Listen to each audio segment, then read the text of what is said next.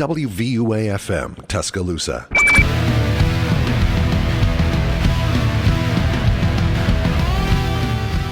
And I'm joined by Nicholas Elliott. Today on the student section, we are breaking down some of the staff changes within the NFL, head coaching changes, GM changes, even taking it to the coordinator level, because these are moves that will impact your favorite teams next season. And you got to know what you are talking about by the water cooler this off season.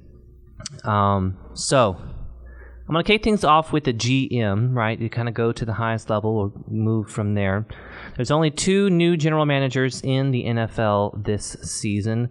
Monty Austinfort is now the GM of the Cardinals. He was previously the Tennessee Titans Director of Player Personnel. And Ryan Carthen is the Titans' new general manager, who was previously the 49ers Director of Player Personnel. So, Nick, give me your take on these 2 moves. You know, obviously both of these teams have been pretty decent in terms of drafts and development. So kind of give me your just general take, first impression of these 2 moves here. Yeah, I like the hires for both of these teams, especially the ones with the Titans, Monty Austinfort with the Cardinals. I feel like that's a good move. Titans have done really good in drafts the past couple of years. And just being able to get a guy like that who's come from a team who's won games and has been around players. You want a GM who had experiences with players, especially been around them.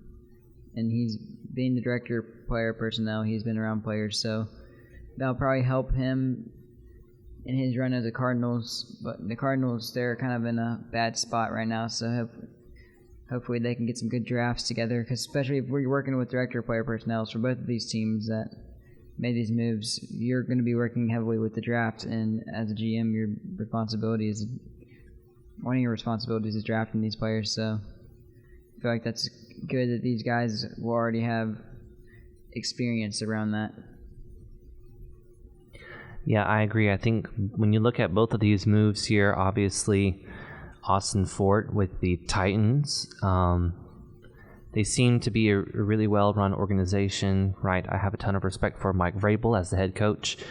And Carthen here coming into the Titans, you know, the 49ers have drafted pretty darn well in recent years, although I don't know how much of that is from the current general manager and the front office, because, again, John Lynch, you know, notorious for trading away so much to go up and draft Trey Lance, and kind of took a shot on a guy at the very end of the draft in Brock Purdy, and it ended up being the guy he thought wouldn't be good is good, and the guy he thought would be good might not be good. So who knows what his situation is.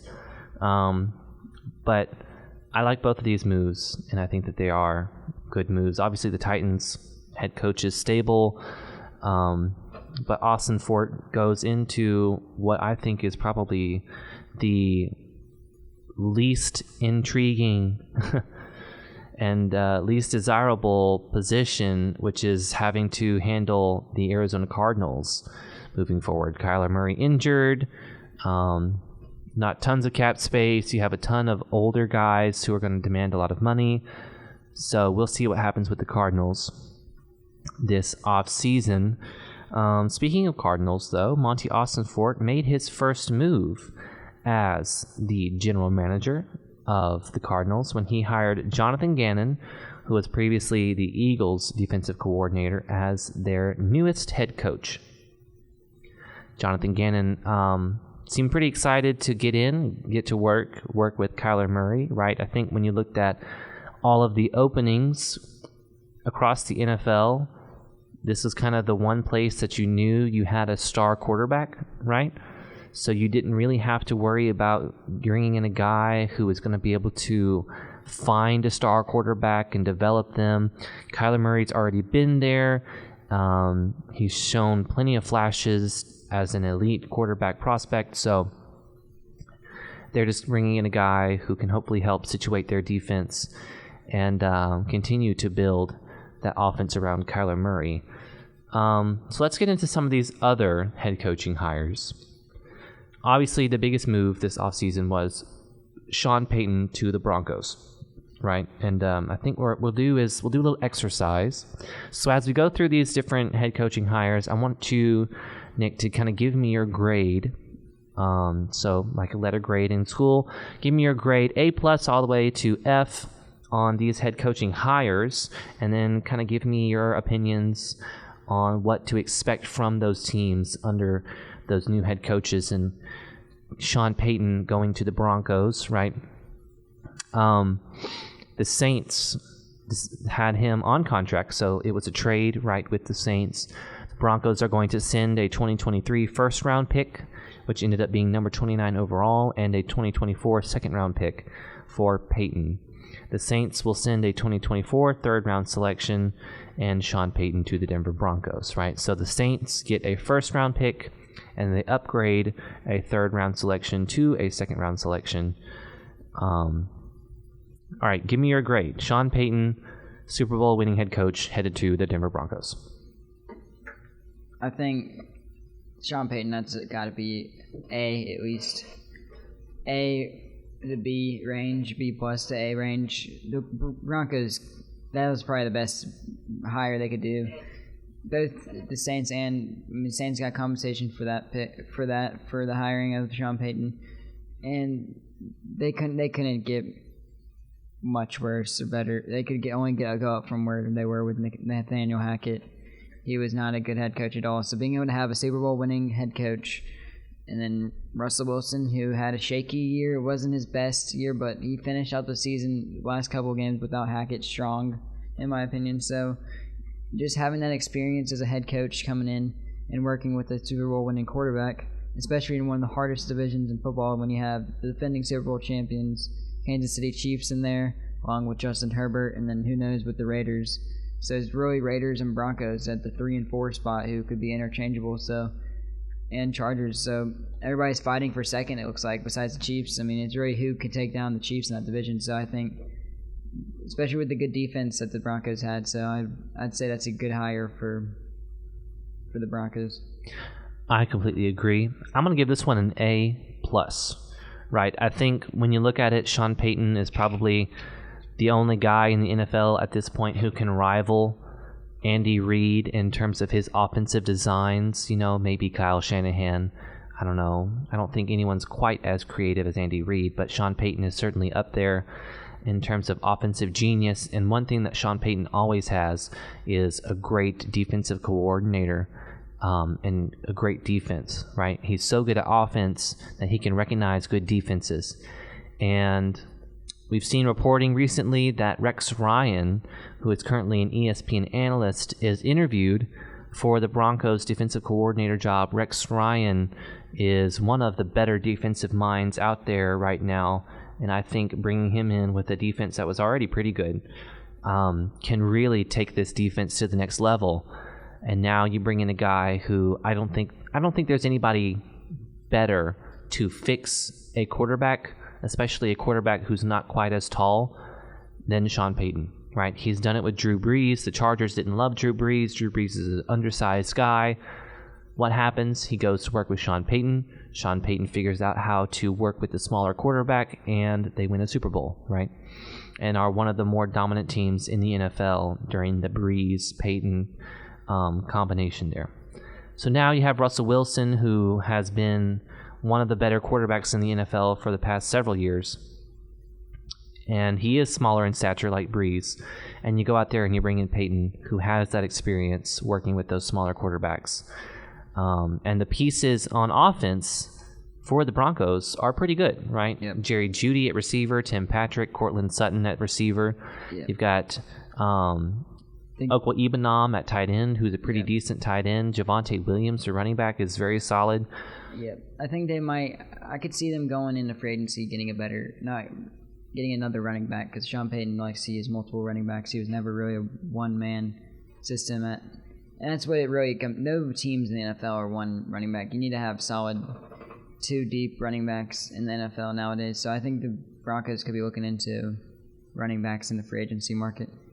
Well, I think that brings us to an interview that I saw, and it was Sean Payton and Josh Jacobs. Yeah, that's right, sitting there together, and Sean Payton talked about Josh Jacobs and maybe even suggested that the Denver Broncos might look at Josh Jacobs, who will be a free agent this offseason, and potentially try and bring him into the fold there. Just depends what the cap situation is in Denver. I don't know what their cap situation is, and when you have to pay Russ a lot of money, you got to pay Josh Jacobs. He had a fantastic year, so he's going to be wanting a lot of money. So it's going to be absolutely. It just depends with the cap situation. Yeah.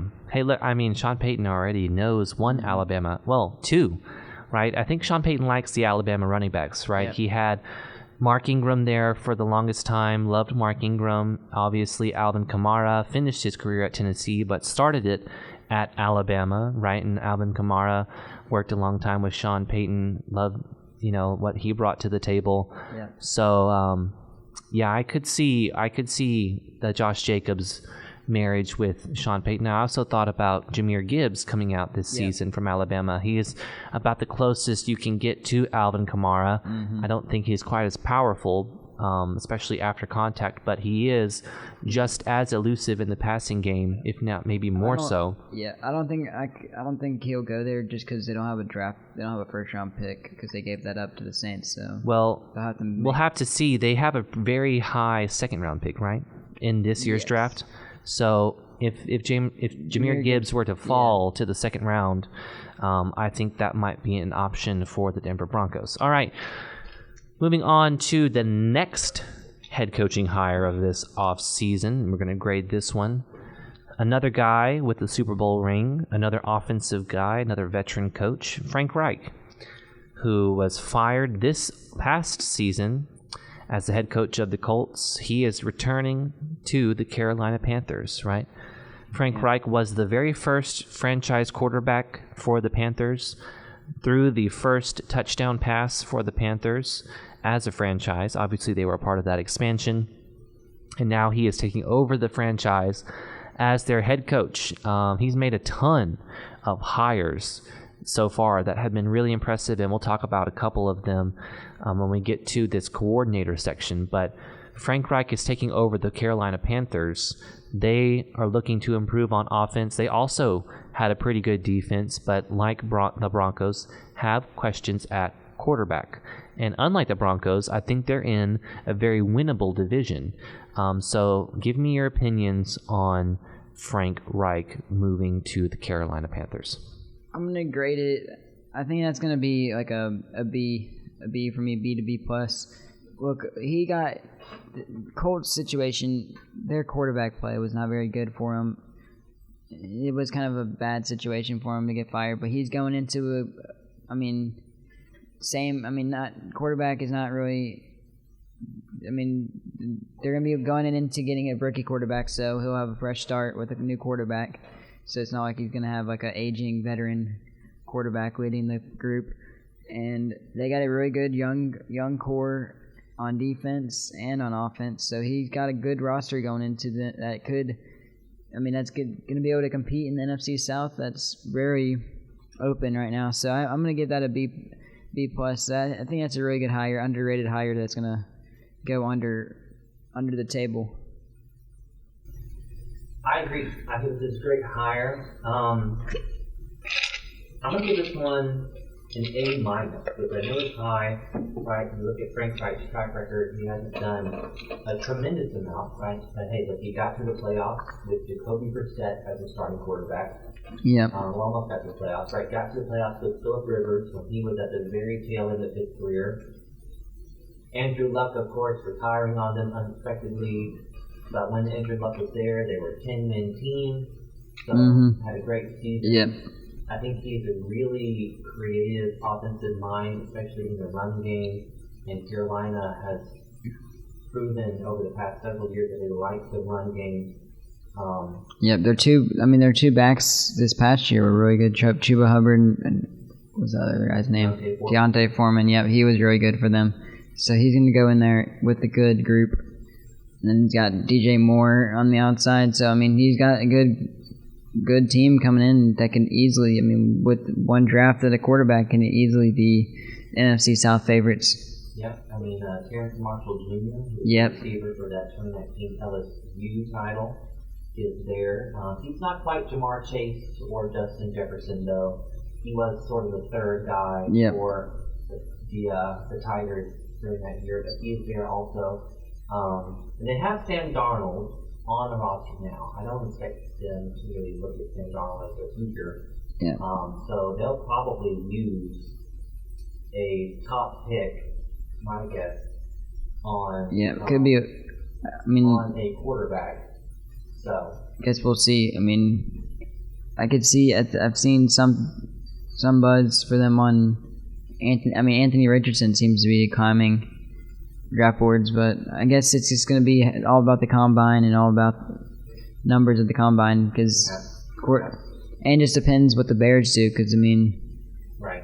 If teams are going to be shopping for that number 1 pick. If the Bears, because the Bears obviously aren't taking a quarterback, so they could be shopping for the number 1 pick. Maybe the Panthers are a team that could move up to that number 1 pick, and maybe perhaps the Panthers are sitting at the number 9 overall spot, right? And next week we'll break down the draft order and where we think each team should go in terms of player type before we start getting into our mock drafts in the coming weeks. But the Carolina Panthers are sitting at the number 9 overall selection, so perhaps they could sit tight and maybe a Will Levis falls or a Anthony Richardson falls, right? Tim Hooker will certainly be there.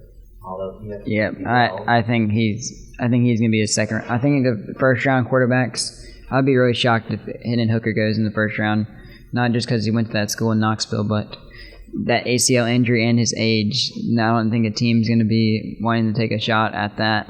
Perhaps not. Although you have to take into consideration some of these teams are built to win now. Yeah, you might prefer to have an older, more experienced. That is true. Even as a rookie. So we'll see what Carolina does. They could try and trade up. I don't know where they go though, because you look at, they would probably have to shoot for that number 1 overall pick. But Chicago needs help on the DA line, and I wouldn't want them to fall any further than 4. But again, that's all for next week, and we'll kind of hash all these things out. But again, only 31 first-round selections in this year's draft because the Miami Dolphins did forfeit their 21st overall selection with the tampering that happened that offseason. But I like the hire. I like the hire for the Panthers, right? They get a guy who loves the franchise, who was the first quarterback for the franchise. He's making a ton of tremendous hires all along his staff right now. I love what they're doing. He is a very creative offensive guy. He's been there, done that. As a head coach and an elite offensive coordinator, he was Doug Peterson's offensive coordinator when the Philadelphia Eagles won the Super Bowl in 2017.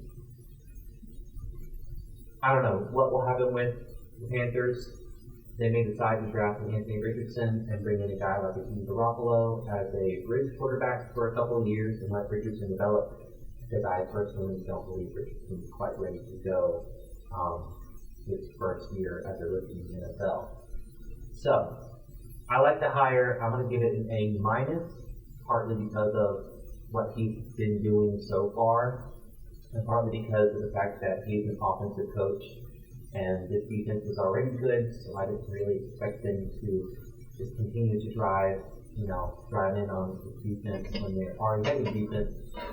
What they needed was offense, and they bring in a guy that I think can be really creative and really innovative on that side of the ball.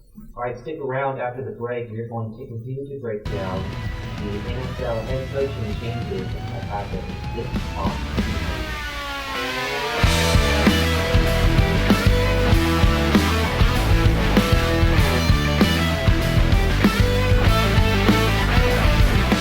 WVUA-FM, Tuscaloosa.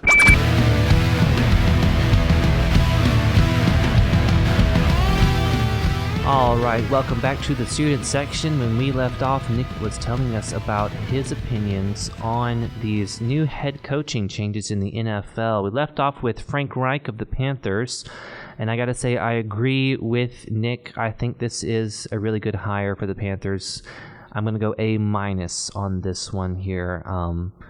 Like you talked about, offensive-minded guy. Loves the franchise, was their first quarterback for the Panthers, threw the first touchdown pass for the Panthers. Obviously, they're an expansion team. I think it's a great move. He's done really well in terms of hiring guys for his staff, and I've been impressed by that. That's kind of why I bumped it up from a B+ to an A-. Initially, I was a B+, but then I've seen some of the guys that he's hired, and we'll talk about two of them when we get to the coordinator section, but kind of impressed me with his hiring and building this staff there in Carolina. And really intelligent guy, really creative in the run game in terms of building run game offense. And they had a good run game like you talked about with Chuba Hubbard and Deontay Foreman. So, moving on, I think this might have been, was this either the second? I think this was maybe the second head coaching hire that was made this offseason, and that's DeMeco Ryans, Alabama's very own DeMeco Ryans, going to the Houston Texans to be their head coach by the way of the San Francisco 49ers, where he was the DC for 2 years, played Alabama, inside linebacker, was an All-American, played at the Texans, was a Houston Texan, I guess you would say, for a little while there, and I think that he seems pretty excited. So, Nick, give me your opinion. What are you going to give this? I'm going to give it A-, and somewhere in there. I think it's a really good hire. That team that's going to be going after a quarterback with the second overall pick. So, I mean, the Texans needed somebody who could come in there and be that culture guy, who's familiar with the landscape of the AFC that DeMeco is. He played for the team, obviously, so he already knows kind of what embodies the city of Houston. So I feel like he already fits in with the team. And he was really good with the Niners, man. That defense was exceptional, one of the best in the league back-to-back years. And so just having a guy like that with that experience of play calling in the defensive end, and, I mean, bringing in a good offensive coordinator. And he's going to have a fresh start and fresh new quarterback. I mean, look at the quarterback position there. I mean, Bryce Young that could be a really good spot. C.A. Stroud, that could be a good spot for him. I mean, they're going to probably go in there, maybe start day one, maybe sit behind the quarterback that's already there. I forgot what his name was again. Who was the quarterback for the Texans? Played at Stanford. Well, they had two of them, right? So they played a multi-quarterback structure this past season. I forgot his name. But like you talked about, there is a guy from Stanford, and I'm also blanking on his name right now. Davis Mills. Davis Mills and Jeff Driscoll. Yeah, right. See, that's how you know when a quarterback's not very good, when you can't even think of their name. It kind of is tough because they never really showed Texans games, so you really didn't get to see them. But Davis Mills, I mean, he could be there for the start of the season, then they move into the rookie quarterback, or the rookie quarterback just goes in right away. I mean, it's really a fresh start for DeMeco. He's not going to get fired at the year one, so I think they'll probably just start the rookie. And look, the AFC South is not really a good, I'd say it's a middle-of-the-pack division in the NFL right now. I mean, the Jags are on the rise, the Colts, who knows, Titans, they kind of went down a little bit, but they still got a good team. So I think, if they make some moves in the offseason, Bryce Young or C.J. Stroud goes in there and, it's amazing. They could very well be in position to maybe compete for that division. So it's going to be a couple-year project, but, when you got a guy who's already been in that organization, he's already, former players like J.J. Watt was high praise with that hire, and he's a Texans legend, so when you get that high praise, you know that you got a good head coaching hire. I agree with you. I like this hire. I'm going to go B+ on this one. I am a little more cautiously optimistic because DeMeco Ryans has never been a head coach before, right? And he's only been a defensive coordinator in the NFL for 2 seasons. Great player in the NFL and has done really well as a coach thus far, but running a franchise, especially a franchise that has been so dysfunctional can be really, really challenging on even the most enthusiastic and bright young coaches. So we'll see what happens there. He's not having to run the GM operations too, like Bill O'Brien had to do for the Texans. Yeah, right. Well, I don't think he had to do that. That's part of the reason why he got fired. Mm-hmm. But, so Nick Caserio there from the Patriots, right? So you have some of that Patriots bloodline in there as GM. Nick Caserio has brought in D'Amico Ryans to be the new head coach. I like it. There's some questions. Obviously, we feel like the Houston Texans are going to draft a young quarterback because they have the second overall pick, and maybe they'll just start fresh with a new head coach and a new young quarterback. But Jimmy Garoppolo will be on the market, and D'Amico Ryans, having spent the past several years in the 49ers system, knows what Jimmy Garoppolo is capable of. And maybe instead of a Davis Mills being your bridge quarterback, it's a Jimmy Garoppolo. That I believe is an option for them. I just don't see the Texans doing that. I think Garoppolo is going to want to get traded to a better team. I mean, I'm not saying Texans. I'm not calling them bad. I mean, they are getting the second pick. I think they just want to start fresh. I don't think they want to have a veteran quarterback come in there because I don't think they're in that position to win the division right away. Like I think Jimmy Garoppolo is going to go to a team that can be in contention. I think the Bucs would be a good fit for Jimmy G or a team like that. I think a team that has the capabilities to win a division. Right away. That's a good point as well. Jimmy Garoppolo's certainly older, right? A veteran guy. So I agree with you. I think the Texans will probably draft a rookie quarterback, and I do like this move by the Houston Texans bringing in D'Amico Ryans from the 49ers. He's done incredibly well as a defensive coordinator, and the 49ers seem to have a pretty good culture under Kyle Shanahan. So hopefully he can bring some of that culture over to Houston as well. Texans, the first check mark off the list is get a head coach, so they check that off. They need to go win the draft now. They need to go get their guy, get their future quarterback, and then just draft to build that roster, because that roster was not good at all, and they need playmakers and receivers. They need defense. They need a little bit of everything. So it's not gonna be an easy process for D'Amico, but it'll take some time. People in Houston need to be patient. Well, the good news is it seems like a lot of the rookies that they had drafted this past year seem to be doing pretty well, right? You look at Christian Harris from Alabama at the inside linebacker position. They went and got Jalen Petrie, the safety from Baylor, who's done well. Drafted John Mechie at wide receiver, who unfortunately has been suffering with leukemia, so is not able to play. But Alabama fans know good and well what he's capable of when healthy. Damian Pierce, that running back from Florida. Was very good for them. Yeah, he has shown a lot of flashes. Their offensive line isn't terrible. They have, Laramie Tunsil at left tackle, right? So they have, an anchor piece there at left tackle. This team can compete, right? Nico Collins at receiver as well. I don't know what's going to happen with Brandon Cooks. Brandon Cooks. He'll probably want to get traded or do something. He's in the back half of his career. I don't think he wants to win now. I mean, he was trying to get out during the trade deadline, and they didn't make a move, so he was very upset. So I'm thinking they're going to try and trade him. I would hope so, because nobody wants a disgruntled player on their team. That's just not exactly what you want. Well, we'll stick in the division here, because there's another team in the AFC South that has a new head coach, and that is the Indianapolis Colts.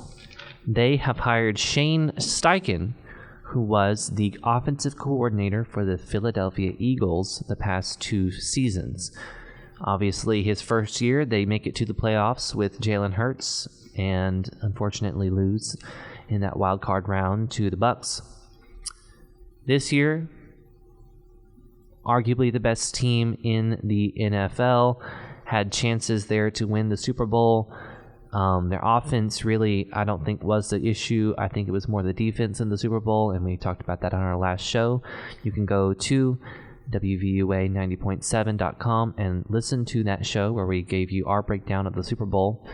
Shane Steichen I like, though. I like the move for the Colts, and I'm going to get your opinion here. Offensive coordinator for Justin Herbert, his rookie year. Mm-hmm. Best stats of his career so far as a quarterback, and then, of course, what he's done the past 2 years with Jalen Hurts. So give me your take on Shane Steichen becoming the new head coach for the Indianapolis Colts. I'm going to give it a B to B minus. Look, they got the best guy available, in my opinion. They did a lot better than some of the teams that got head coaches, or the last team that we're gonna cover. But getting a young guy is very young. What he did to Justin Herbert, his first year, he was really good in his first year. What Jalen Hurts did from last year to this year, it's been incredible to see the development that he did. He helped Jalen Hurts. His throwing, got even better from last year to this past season. So I think that's gonna be a good fit, and especially that's gonna be another team that's gonna be looking for a quarterback because Matt Ryan's aging, and maybe he could be the bridge guy because it seems they're gonna be looking into Will Levis. That's been a buzz for Colts for a while. Will Levis and C.J. Stroud if he's there at that. So I think they're definitely going to be a team like that that could use Matt Ryan as to be that bridge. But I like the hire. They got some pieces. They got really good pieces. They got a good running back, and the Eagles, they really relied on that running game this past year. So Jonathan going into a team with the Jonathan Taylor, a good O line. So I think this is going to be a good chance. I'd say this is a team where you can win now, and this is not a team where you need to rebuild. Maybe that. A couple games with Matt Ryan, and if he's not doing good, and you switch over to the new quarterback. So this is a team that can make the playoffs in year one. So I'm expecting a good season. I don't think it'd be a disappointment. It wouldn't be a disappointment because year one not make the playoffs. Sure, you want to make the playoffs, but you want to see flashes. That's what fans want to see. They want to see, especially these year one coaches. They want to see the bright spots. They don't want to just see 3-14 seasons or 5-12 seasons. They want to be close in contention towards the end of the year to be able to make that playoffs. Yeah, I am going to give this move, and I'm going to give it a B. Shane Steichen, never been a head coach before, like we talked about with DeMeco Ryans. Yep. I like him as a coordinator a lot. I think that he is a really bright young head coach. And, they're going to be looking for a quarterback. Matt Ryan, they benched him for Sam Ehlinger and Nick Foles. I don't think he plays again for the Colts at all. I did see, and I've heard the buzz about Will Levis, and, at that 4 spot, they pick at number 4 overall. Will Levis is certainly in the possibility. I did see, though, Shane Steichen had his introductory press conference, and George Paton, the GM, was there, and Jim Irsay, the owner of the Colts, was also there. And Jim Irsay talked about George Paton, who is the general manager, liking to keep his picks. He doesn't like to spend picks to trade. He likes to keep his picks and use those picks to draft players. And one of the things Jim Irsay said was that he likes the Alabama guy, who I think is Bryce Young. So it appears that Jim Irsay, the owner, really likes Bryce Young. And perhaps the Colts are one of those teams that might try and trade up and take that number 1 pick with Chicago and potentially draft Bryce Young at that number 1 overall spot, because it looks like Jim Irsay likes him the most. I agree. I could. That's a team that has probably the draft capital to get that number 1 spot, and especially the Bears. They're moving back to number 4. They could still get a really good. That's number 4. They would still probably get the best defensive player out of the draft. So that's what they need, defensive line. So they can get a Will Anderson or a Jalen Carter type of player, especially the 4 spot. They're one of those two or maybe, but probably both of them will still be available because 2 and 3 are definitely gonna be looking into quarterbacks. Well, 3 is Arizona. So I think Arizona's going to be looking into Will Anderson or Jalen Carter. Yeah. So if you're at number 4, you're going to have either Jalen Carter or Will Anderson left. I think Arizona will take one of them. Yeah, especially with J.J. Watt retiring, so they'll be looking in. I think Will Anderson will fit perfect in Arizona. Well, we will see. Obviously, Arizona has also brought in a new head coach, and we're going to give you our opinions on that move when we return on Student Section after the break.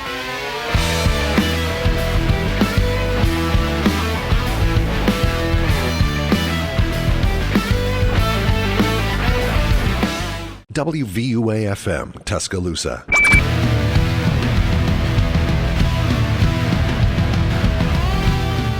And welcome back to the Student Section. I'm your host, Aidan Magouyrk, joined by Nicholas Elliott. And we are talking about head coaching hires in the NFL.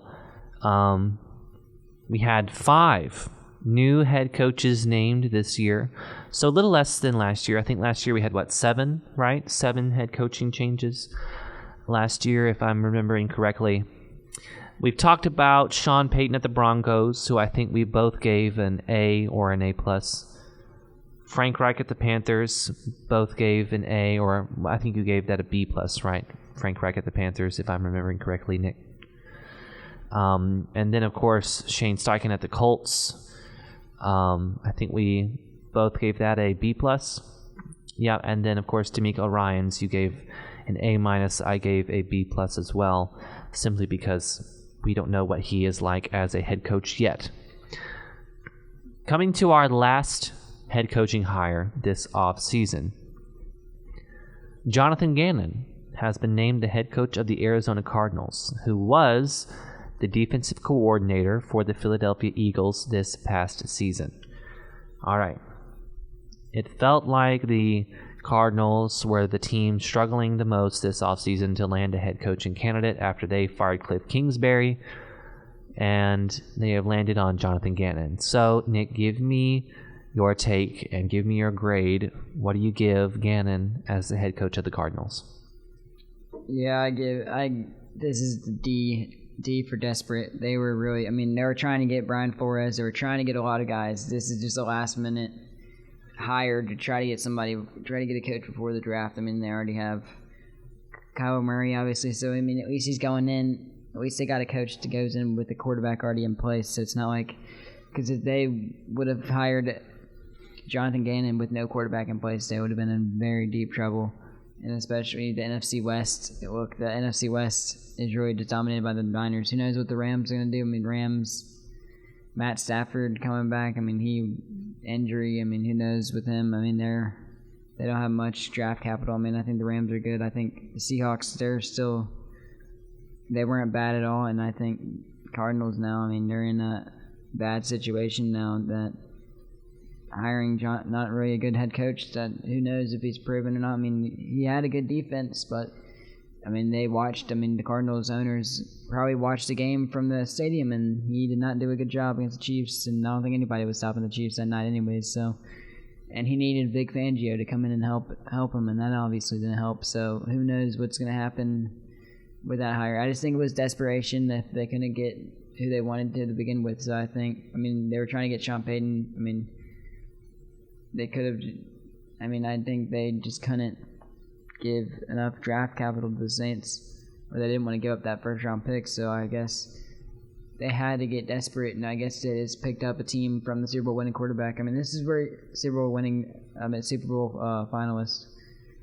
I think this is a situation where they should have gone after Eric Bieniemy, especially. But looking into it, I just think it's desperate. So who really knows for the future? That Cardinals defense was already atrocious to begin with, so it's only can get better. So hopefully, since he's a defensive-minded coach, so hopefully he goes in and fixes that defense. Yeah, hopefully he does. They have some decent pieces, I guess. Buda Baker, Isaiah Simmons. They're going to be drafting a defensive guy. They should in the first round. They don't need quarterback. They don't need receivers. Receivers, they got some good pieces at receivers. They got DeAndre Hopkins. Who knows what happens to that? He could be traded on draft night or over free agency, so who knows? But they do have Rondale Moore. They got some pieces who can be good. They still have Zach Ertz. Yep, Zach Ertz, Rondale Moore. They got Robbie Anderson this season they in have the trade. Good pieces. They could be I mean, in all retrospects, they should be the second best team in the NFC West. I mean, the Seahawks, they're pretty good. I mean, they were a playoff team, but they were not really flashy to me. I think the NFC is so wide open now, especially the NFC South. I mean, they're only going to get one team out of the playoffs. Surely who knows what's going to happen in the NFC North and the NFC East. I mean, that NFC East and NFC West are probably going to be the ones that get the majority of the playoff positions anyway. So Cardinals need to. I mean, they have a win now roster, and it's going to be. I mean, the head coach, you don't know what he's going to do. No, yeah, I'm going to give this one a C+. Because when you look at it, Gannon did do well with the defense for the Eagles this past year. He's a young, unproven guy, so we'll see what he does moving forward. Yep. He seems to be a pretty intelligent guy, but again, kind of unproven. And hopefully he can bring that defense along and get them playing better. And just one other thing where you said, I think anybody who at least could coach a defense up could have done good with that Eagles defense. They had tons of playmakers in that defense. So I'm not doubting his coaching ability, but it's going to be tough. I mean, especially one of the last options for the Cardinals. I feel like he's going to... Well, hey, look, maybe he has a chip on his shoulder because he was the last option, and he's got a lot to prove all the doubters wrong. I mean, I hope he proves me wrong. I want to see everybody. I want to see NFL all teams be competitive. So I want it to be a good league. I mean, I thought last year was a down year for a lot of the teams, so I just want. I mean, NFC West was atrocious this past year. I mean, it was really just Niners. I mean, Seahawks were pretty good. They were okay. Rams really fell apart after that. Right. So it's really the Cardinals are gonna have chances to compete. So I mean, I'm not. Yeah, the Cardinals should do well. Kyler Murray's health. Kyler Murray's there. I forgot about Mark Hollywood Brown as well. Yeah, they have three really good receivers and four. I mean, Rondale Moore's really good. They have speed. They have everything. I mean, offensive line decent. Kyler Murray. I mean, when he's healthy, he's good. Because he's able to run. I mean, he's able to make plays. I mean, they got Zach Ertz coming off injury. That's a good offense that should be winning games, and the defense, which is losing them games constantly. So one of the questions we are all having, obviously, when you hire a defensive head coach and you've got a star quarterback, who are you bringing in to coordinate your offense around your star quarterback, right? And Jonathan Gannon wasted no time at all in hiring his offensive coordinator. So he goes to the Browns coaching staff and is hiring Drew Petzing, who was the Browns quarterbacks coach since 2022, 2020, I believe. Looks to be a shot in the dark because you don't know what you're going to be getting with that because the Browns' quarterback play recently has not been. I mean, besides Deshaun Watson, who was barely there, they did not really have a competent quarterback at all. No, so he was the quarterbacks coach in 2020, and the previous 2 seasons he was the tight ends coach, working with guys like Austin Hooper and with guys like David Njoku.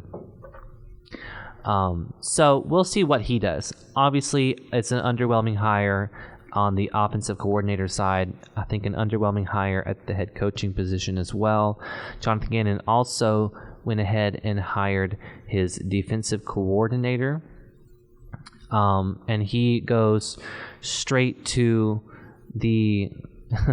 back to the Philadelphia Eagles staff, right? And he brings the linebackers coach with him, Nick Rallis, who will be the defensive coordinator for the Cardinals. And again, he coached the inside linebackers with Jonathan Gannon this past season for the Eagles. So hopefully the Eagles' offensive success rubs off on Gannon and he sees what they did there and he tries to replicate that because you have another mobile quarterback. Yep. And obviously bringing in 2 guys from the defensive coaching staff, hopefully that defense and what they had can rub off on the Cardinals as well. I don't really think the defensive hire at DC really mattered that much, especially with That's why you bring in someone familiar with, because you already want someone especially the defensive-minded head coach, he's probably going to be the guy who calls the plays. Like most head coaches, the defensive-minded head coaches or offensive-minded head coaches, they want to call those plays for that side of the ball. So I think if he calls the plays for that side of the ball, you want to have some familiarity with your DC, so you're not in the way of them or anything like that. Yeah. Well, we shall see. Obviously, we wish all these new head coaches the best of luck. Yeah. Impressed by some, cautiously optimistic by others, but again, best of luck to all these coaches. There has been a litany of coordinator moves this offseason, tons of turnover at the offensive coordinator and defensive coordinator positions. So there's some notable names here. I think as Alabama fans, the first name we should mention is Todd Monken, who was the offensive coordinator for Georgia the past 3 seasons, is now headed back to the NFL to become the Ravens offensive coordinator. So happy day for the Crimson Tide. Kirby Smart loses a coordinator. That's good. That's positive. Yep. We're excited.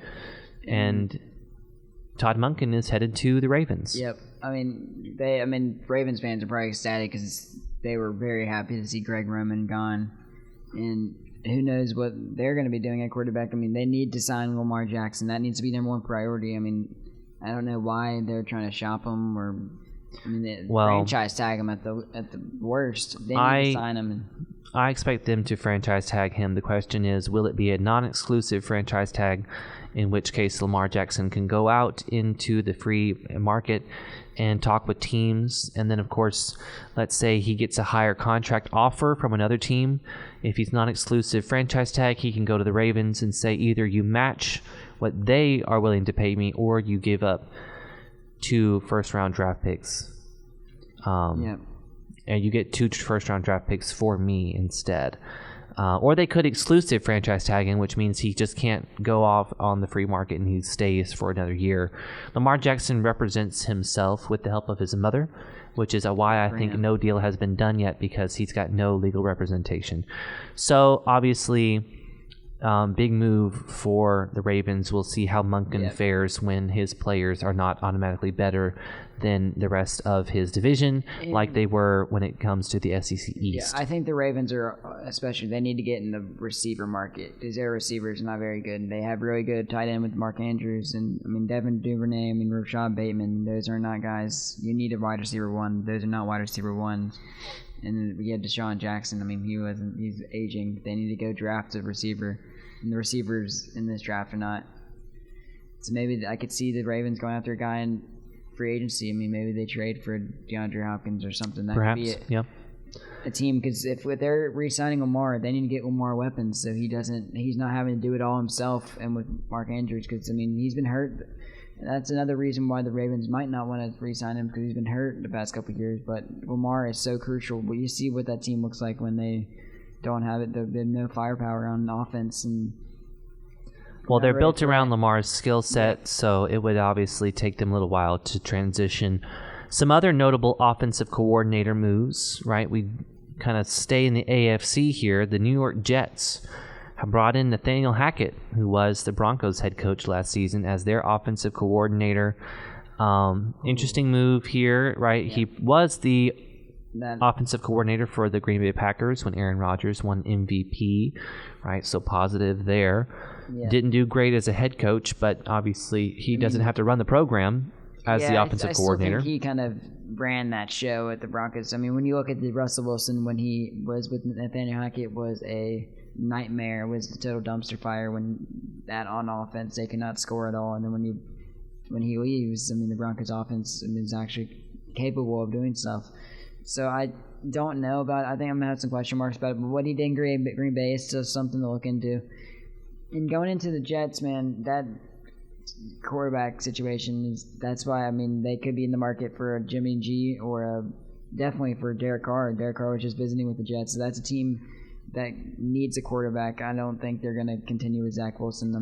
Zach Wilson. I agree. I think they're definitely going to be looking for a bridge quarterback because they were a good enough team where they don't have so maybe they could take a shot in the dark at a quarterback in the draft, but who knows? So maybe Oh, no, they won't be drafting a quarterback. I think Derek Carr. I think that Derek Carr is going to be looking into the Jets or the Saints for a team to go to.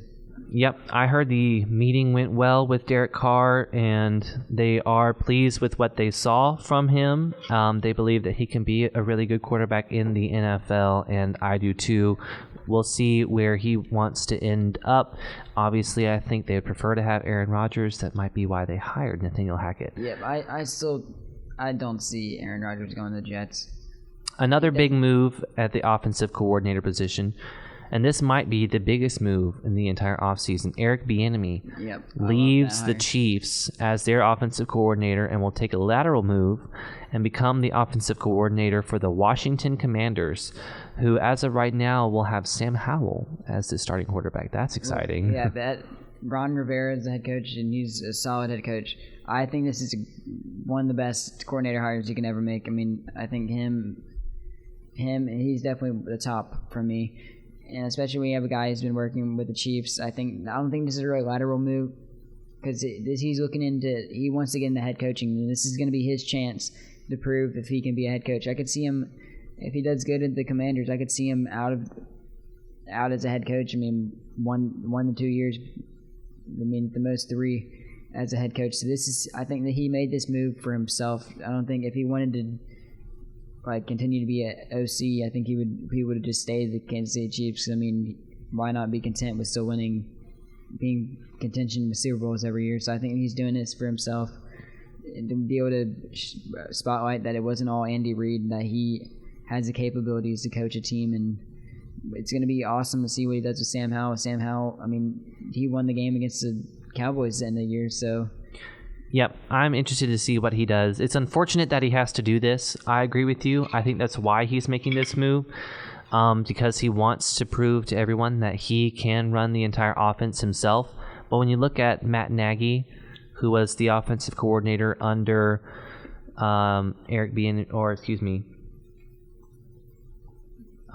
Reid, he got the head coaching job for the Bears, and of course, Doug Peterson was the offensive coordinator under Andy Reid, and he got the head coaching job at the Eagles.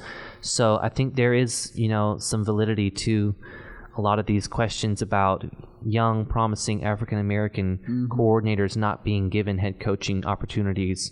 So hopefully Eric Bieniemy does really well with this offense, and everyone has no question that he is the true architect behind that. All right, I want to touch on one more coordinator move that I think is going to be really beneficial, and it's actually in the same division as what Eric Bieniemy was in, and that is Kellen Moore, who is headed to the Chargers after being let go by the Cowboys.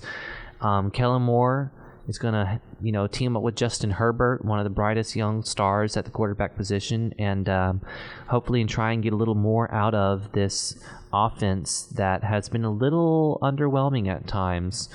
Yeah. So very excited for what he can do there in Los Angeles. I think this is a fantastic hire. I mean, Justin Herbert's one of the brightest young quarterbacks in the game right now, and he's going into another really tough division, like we said earlier, with Broncos. So I think this move would be really beneficial for Kellen Moore. And look, Brandon Staley, I think he's very under the he's definitely going to be on the hot seat, because the Chargers have too good of a roster to be getting knocked out, blowing a big lead in the first round of the playoffs. And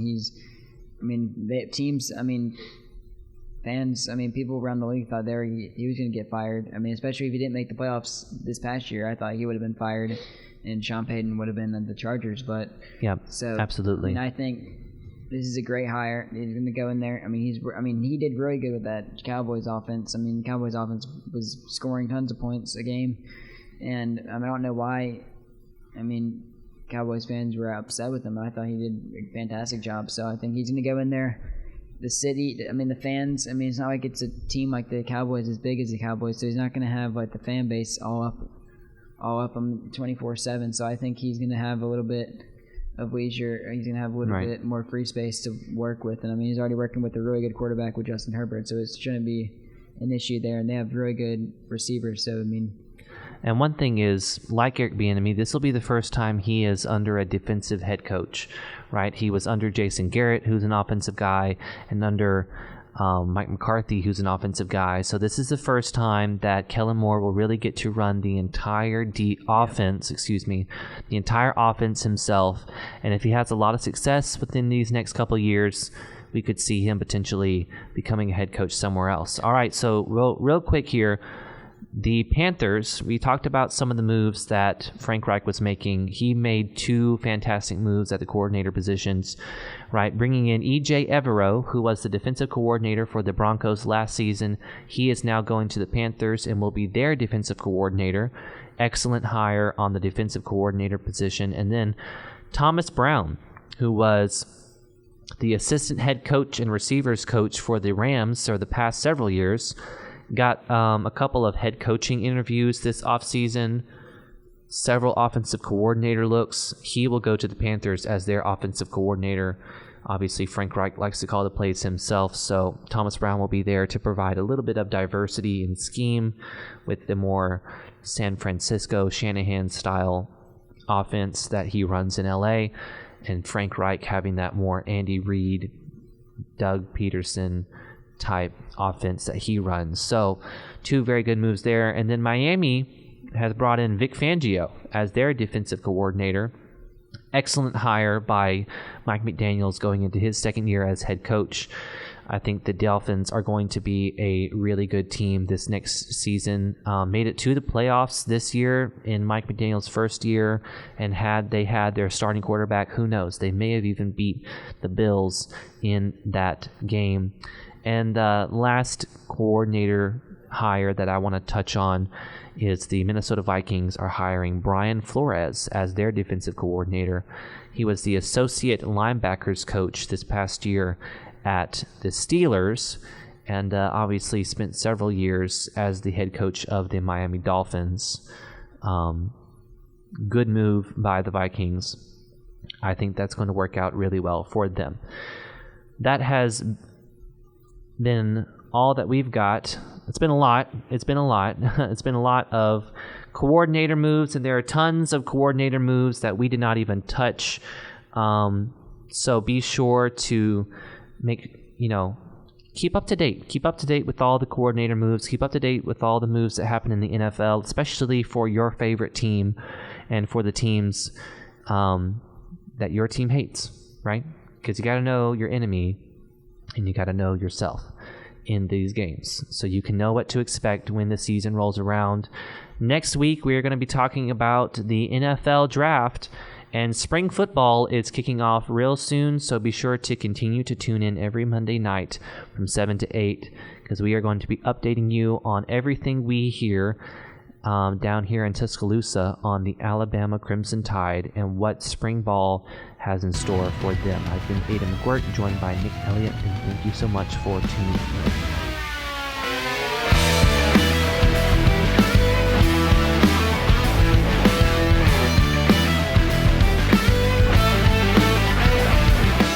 WVUA-FM, Tuscaloosa.